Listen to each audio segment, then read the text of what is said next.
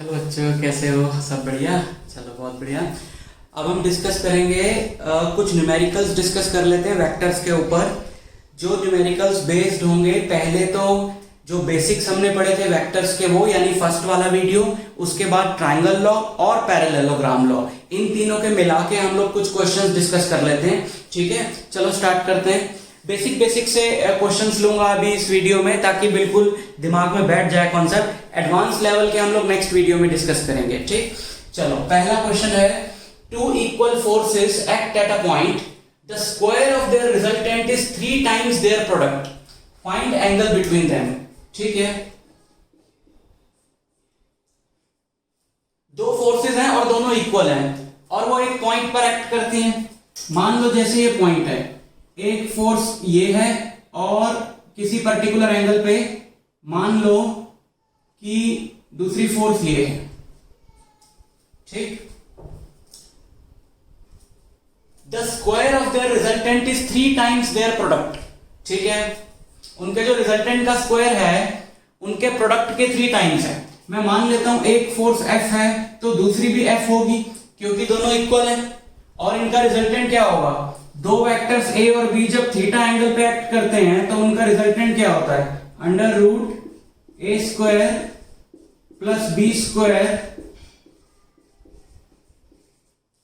Plus 2AB cos theta. ठीक, so क्या बना देखो, इनका रिजल्टेंट होगा, दोनों फोर्सेस इक्वल हैं, F के बराबर F square plus F square plus 2F into F cos theta under root 2F square plus 2F square into cos theta.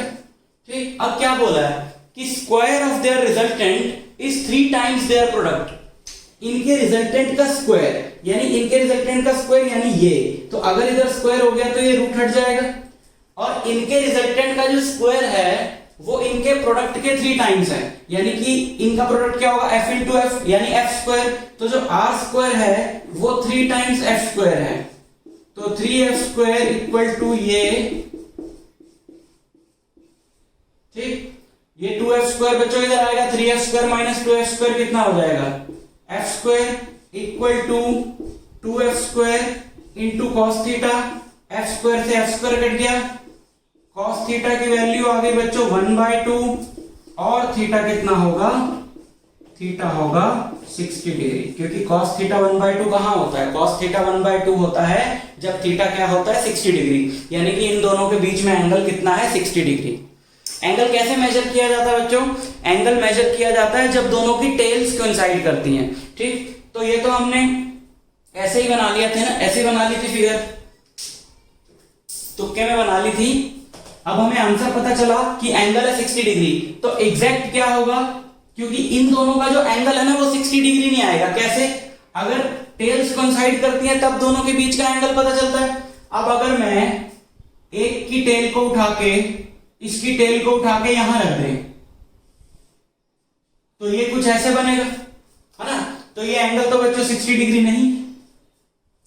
तो अगर हम बिल्कुल क्वेश्चन के अकॉर्डिंग चलें तो ये फोर्सेस इस पॉइंट पे कुछ इस तरीके से एक्ट कर रही होंगी, एक ये ऐसे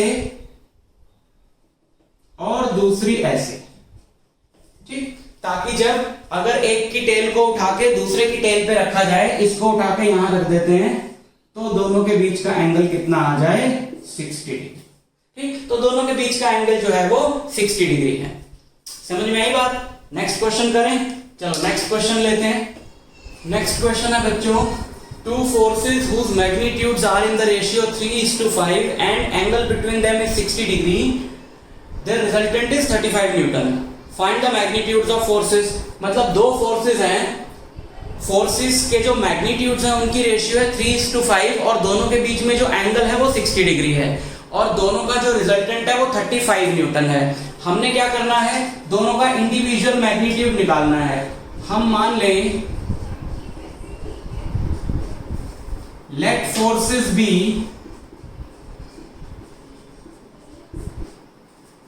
3x एंड 5x। तो फोर्सेस हमारी क्या हो गई 3x और 5x, क्योंकि उनका मैग्नीट्यूड 3:5 है ना, तो फोर्सेस हो गई 3x एंड 5x। ठीक, और उनके बीच में एंगल है 60 डिग्री। उनका जो रिजल्टेंट है वो r है मान लो, तो क्या होता है rule, r is equal to f1 square plus f2 square plus 2f1 f2 cos theta. ठीक, और क्या होगा r 35 न्यूटन। तो r को पुट कर दो 35 अंडर रूट f1 कितना है 3x का स्क्वायर प्लस f2 5x का square 2 plus 2 f1 f2 into angle between them is 60 degree. ठीक, 3x स्क्वायर क्या हो गया बच्चों 9x square, this is 25x square plus cos 60 होता है 1/2, cos 60 1/2 है तो 1/2 से ये 2 कैंसिल हो जाएगा, और 15x स्क्वायर। ठीक, 25 plus 15 40 plus 9 49, this is 49x square का रूट, और 49 का रूट होता है 7 और x स्क्वायर का रूट होता है x, और इक्वल टू क्या है 35। तो हम ऐसे लिख सकते हैं इसको 7x equal to 35, x equal to 35/7 which is 5। तो x क्या हो गया, x हो गया 5। तो फोर्सेस क्या हो गई 3 इंटू 5, फोर्सेस क्या हो गई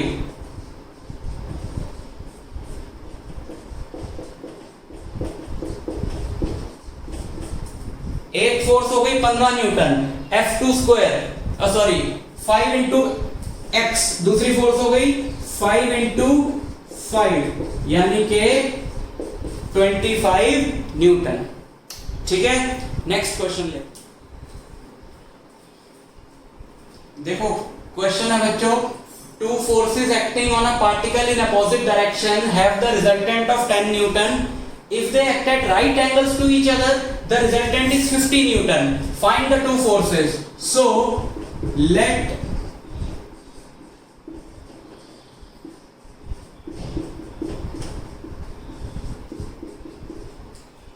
the forces be F1 and F2. ठीक है, जो फोर्सेस हो गई हमारी वो क्या हुई F1 और F2।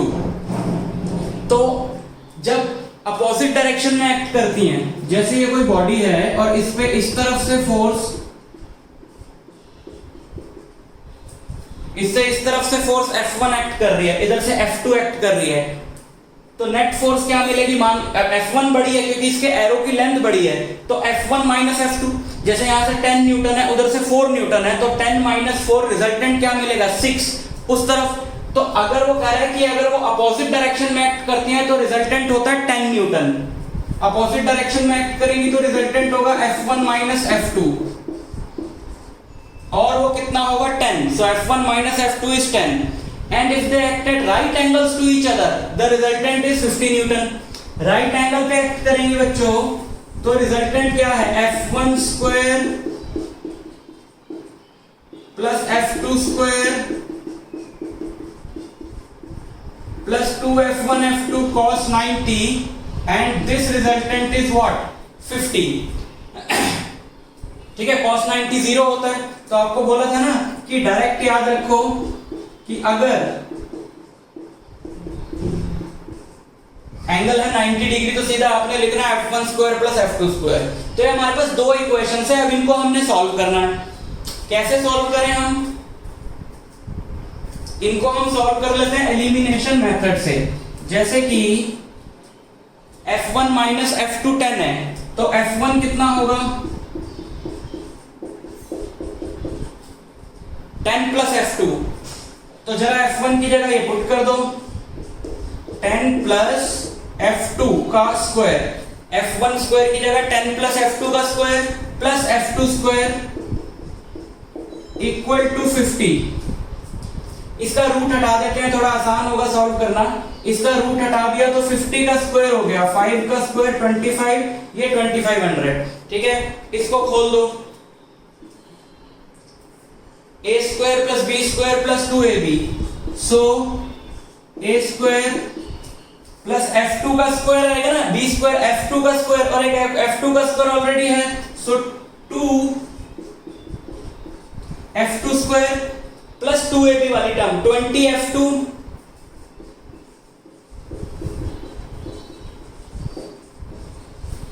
इक्वल टू 2500, ठीक।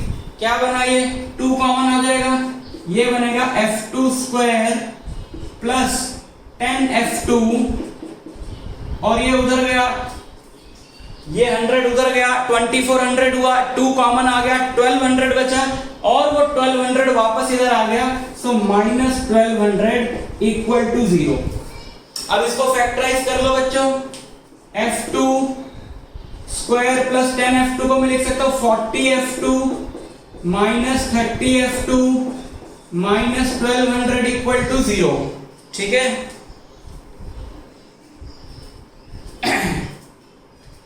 इसको सॉल्व करके क्या आएंगे इसके रूट्स, इसको मिटा देता हूं,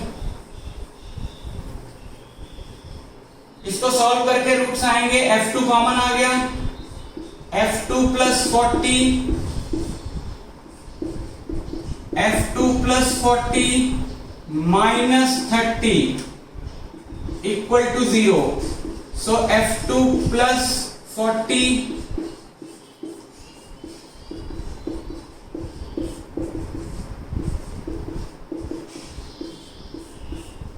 f2 आ गया 30 and they have resultant of 10 newton when they act in opposite direction, है ना। हमारे पास क्या थी इक्वेशन, हमारे पास इक्वेशन थी f1 minus f2 equal to 10, f2 आ गया आपका 30, तो f1 minus 30 equal to 10, so f1 आ गया 40,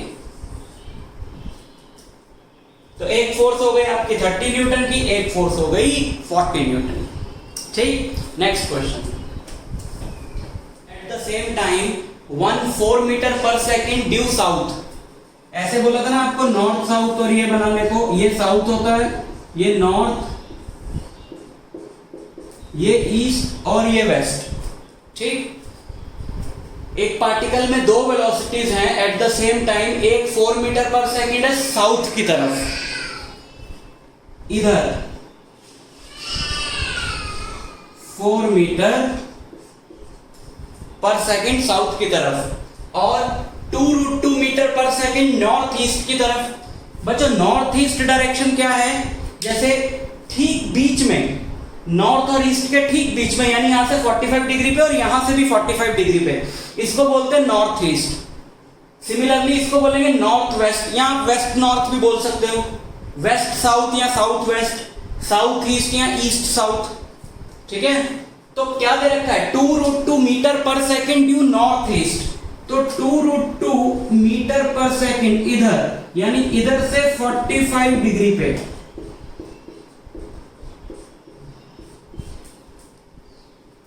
ठीक। Find the magnitude and direction of resultant velocity, find the magnitude and direction of resultant velocity.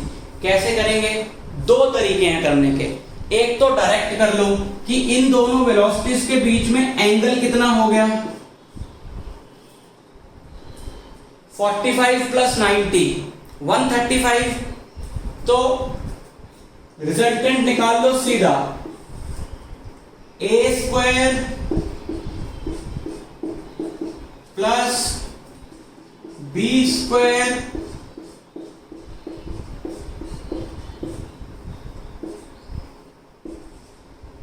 Plus 2ab cos 135, ठीक। देखते हैं,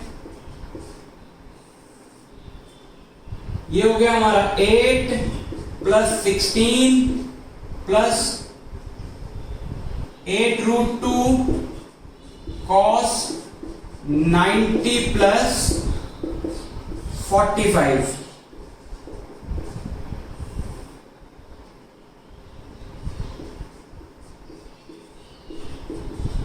cos 90 प्लस थीटा क्या होता है बच्चों, सेकंड क्वाड्रेंट, और सेकंड क्वाड्रेंट में cos थीटा होता है नेगेटिव, और प्लस ये 90 है यानी ऑड मल्टीपल, तो ये रेशियो हो जाएगी चेंज। या आप सब सीखोगे मैथ्स में ट्रिगो में कि 90 से बड़ी जो वैल्यूज हैं उनको कैसे निकालते हैं। 90 से छोटी तो आपने 10th में सीखी है कि आपको पता है cos 90 प्लस थीटा क्या होता है, sin theta, cos 90 minus theta क्या होता है, sin थीटा।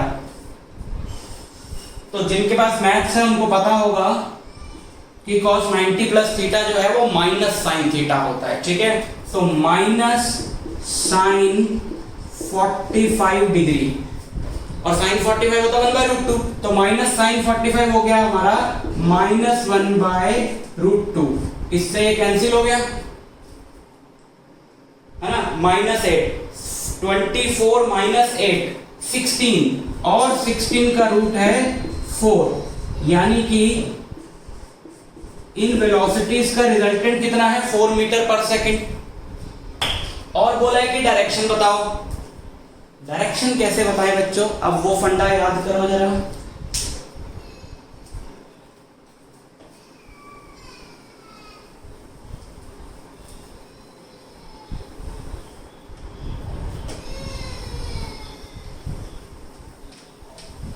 जैसे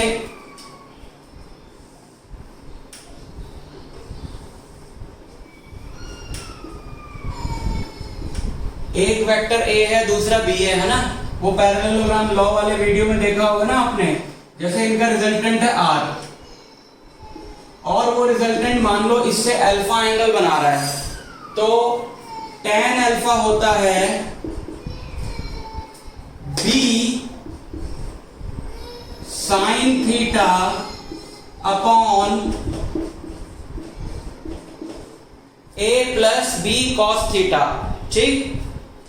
जिससे मैंने अल्फा लिया है, जिससे मैंने एंगल निकालना है, वो यहां रखना है मुझे। फॉर एग्जांपल आप मान लो कि जो आपका रिजल्टेंट है वो 2√2 वाले से अल्फा एंगल बना रहा है, तो यहां पे आपका ये जो a हो गया ये हो गया 2√2, और b आपकी दूसरी वाली वेलोसिटी होगी जो कि होगी 4, cos दोनों के बीच में angle 135, b 4 sin 135 tan alpha, तो ये आपको अल्फा एंगल देगा रिजल्टेंट, जो इस वाले वेक्टर से वो बना रहा होगा, ठीक।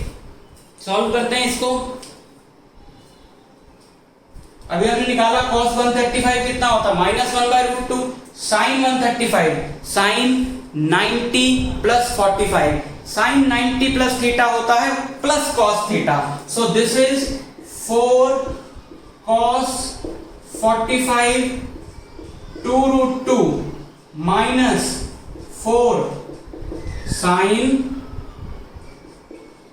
45, cos 45 होता है 1/√2, 4 को लिखूंगा 2 × 2, 1/√2 से कैंसिल करूंगा, ऊपर बचेगा 2√2। सिमिलरली 2√2 माइनस, यहां पर भी तो वही है, sin 45 भी 1/√2 होता, तो ये भी बचेगा 2√2।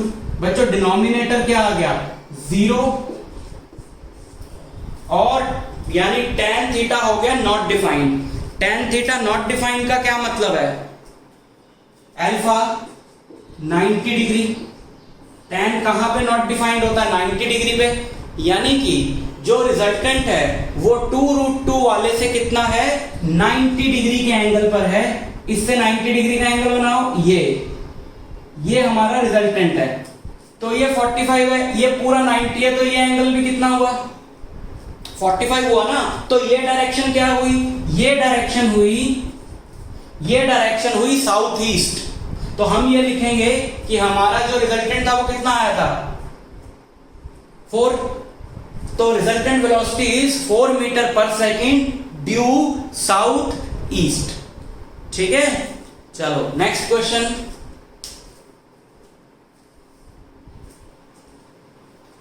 देखो नेक्स्ट क्वेश्चन है a + b + c = 0, 2 out of 3 vectors are equal in magnitude, the magnitude of third vector is √2 times either of the other two, find the angle between these vectors।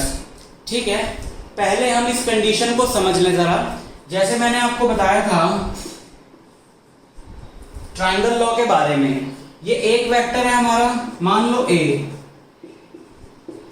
ये दूसरा वेक्टर है B, ये triangle के दो sides हैं इसी order में, ठीक।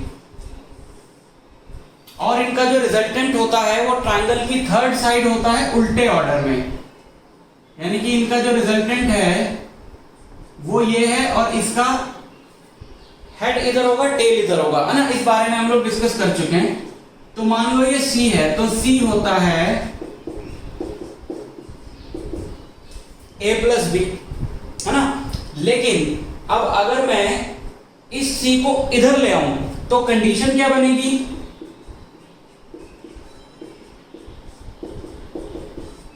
ये लेकिन ये कंडीशन क्या है, A plus B plus C equal to 0। ये कंडीशन क्या कहती है कि ए बी और माइनस सी का रिजल्टेंट 0 है, और ये कंडीशन क्या कहती है कि ए बी और सी का रिजल्टेंट 0 है। तो अगर मैं इसको ऐसे ही बना दूं तो जो हमारा पहले वाला वेक्टर था जिसका एरो उस तरफ था वो सी था, तो ये क्या होगा, इसकी डायरेक्शन उसके ठीक उल्टा है, तो ये माइनस सी होगा। इस केस में मैं ये बोल सकता हूं ना कि ए और बी का जो रिजल्टेंट है वो माइनस सी है, और फिर वो माइनस सी इधर आएगा तो प्लस सी हो जाएगा। कहने का मतलब ये है कि अगर तुम्हें तीन वेक्टर्स दिए हो A plus B plus C equal to 0 vectors, तो उसका मतलब ये होता है कि एक ट्राइंगल की तीन साइड्स हैं सेम ऑर्डर में, तीसरा उल्टे ऑर्डर में होता है तो वो उन दोनों का रिजल्टेंट होता है। लेकिन अगर तीनों ही सेम ऑर्डर में हो और जहां से पहली स्टार्ट हो रही है वहां पे तीसरी खत्म हो गई, यानी ट्राइंगल कंप्लीट हो रहा है। ट्राइंगल हम लोग बोल रहे हैं तो उसका मतलब यही है। तो अगर ट्राइंगल की तीनों साइड्स एक ऐसे वेक्टर से जो सेम ऑर्डर में है तो तब ये कंडीशन ट्रू होती है। इसका मतलब ये होता है कि तीन वेक्टर्स हैं और इन तीनों का रिजल्टेंट 0 है। इंडिविजुअली इनकी कोई वैल्यू होगी बट इन तीनों का रिजल्टेंट जो है वो 0 है। यानी कि इस क्वेश्चन में जिन भी तीन वेक्टर्स की बात हो रही है उनका नेट रिजल्टेंट क्या है, 0। अब बात क्या हो रही है देखो जरा, 2 out of 3 vectors are equal in magnitude, दो इक्वल हैं। The magnitude of third vector is √2 times either of the other two, find angle between these vectors. बच्चों पैरेललोग्राम लॉ में एक बार में दो वेक्टर्स का रिजल्टेंट निकाला जा सकता है। तो अब एक बात जरा ध्यान से सुनना कि अगर तीन वेक्टर्स का रिजल्टेंट 0 है तो ये समझ जाओ कि दो वेक्टर्स के रिजल्टेंट, कोई भी दो वेक्टर्स का जो रिजल्टेंट है वो तीसरे वाले के ठीक इक्वल एंड अपोजिट है। आप उसमें से दो वेक्टर्स लो, उनका रिजल्टेंट निकाला, अब वो दो वेक्टर्स को भूल जाओ, अब वो रिजल्टेंट जो है वो तीसरे वाले के ठीक इक्वल एंड अपोजिट होगा तो उसे काट देगा, तभी तो तीनों का रिजल्टेंट 0 आएगा ना। तो पहले तो क्या कह रहे हैं कि भाई दो वेक्टर्स तो इक्वल है और तीसरे का रिजल्टेंट, तीसरे का जो है वो √2 टाइम्स है उन दोनों में से किसी भी एक के मैग्नीट्यूड के। अब सोचो, इसका मतलब ये हुआ ना कि उनके रिजल्टेंट का मैग्नीट्यूड भी उनके √2 टाइम्स है, क्योंकि तीसरे वाले का मैग्नीट्यूड भी उतना ही होना चाहिए तभी उसको काटता है वो। तो दो वेक्टर्स हैं और उनके रिजल्टेंट का जो मैग्नीट्यूड है, मान लो दो वेक्टर्स हैं F1 और F2, दोनों ही F लो क्योंकि बोला इक्वल है, तो उनका रिजल्टेंट होगा ये।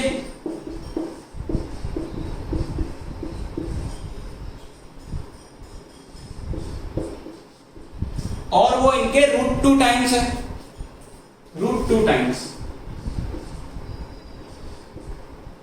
देखो √2 टाइम्स बोल रखा है कि तीसरा वाला वेक्टर है, लेकिन तीनों का रिजल्टेंट 0 है, तो जो दो का रिजल्टेंट होगा वो तीसरे वाले का उसके मैग्नीट्यूड उस रिजल्टेंट के इक्वल होगा, तभी वो काटेगा और नेट रिजल्टेंट 0 आएगा। ठीक, इसलिए तीसरे वाले का जो मैग्नीट्यूड है वो हमको पता चल गया।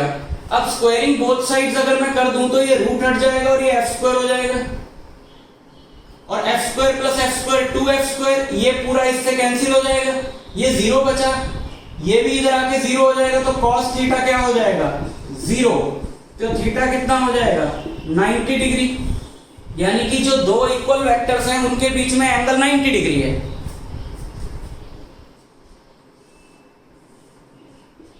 और जब वेक्टर्स इक्वल ही हैं तो आप पैरेललोग्राम बनाओगे तो वो स्क्वायर बनेगा ना, और रिजल्टेंट आएगा ठीक बीच में, वो है √2 टाइम्स ऑफ दिस 45 डिग्री पे। और तीसरा वाला वेक्टर ठीक इसके उल्टा होना चाहिए, तभी तो तीनों का रिजल्टेंट आएगा 0। तो तीसरा वाला वेक्टर होगा इधर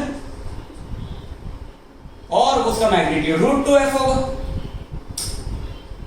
तो इन दोनों में एंगल कितना हुआ, ये 180 है नहीं पूरी लाइन, 180 माइनस 45 135, और इन दोनों में एंगल कितना हुआ, ये भी तो 45 है, तो ये एंगल भी कितना हुआ 135। यानी कि दो फोर्सेस हैं F, तीसरी फोर्स है, इसमें सिर्फ वेक्टर्स बोला है बट मैं फोर्सेस बोल रहा हूं ताकि आपको बात समझ में आ जाए। दो फोर्सेस हैं 90 डिग्री पे और तीसरा वाला इससे 135 पे और इससे 135 पे। यही हमने निकालना था कि हमने तीनों के बीच के एंगल्स फाइंड करने। ठीक है, चलो अभी क्या करो कि ना जो ये वाले जो हमने क्वेश्चन डिस्कस किए हैं ये क्या है, पैरेललोग्राम और triangle law of vector addition पे। इन क्वेश्चंस को अच्छे से समझ लो। एक वर्कशीट सेंड करूंगा बिल्कुल इसी टाइप के क्वेश्चंस की, 10-15 क्वेश्चंस मैं तुमको दे रहा हूं प्रैक्टिस के लिए, उनको करके रखो, उनके डाउट्स फिर हम लोग डिस्कस करेंगे। ठीक है।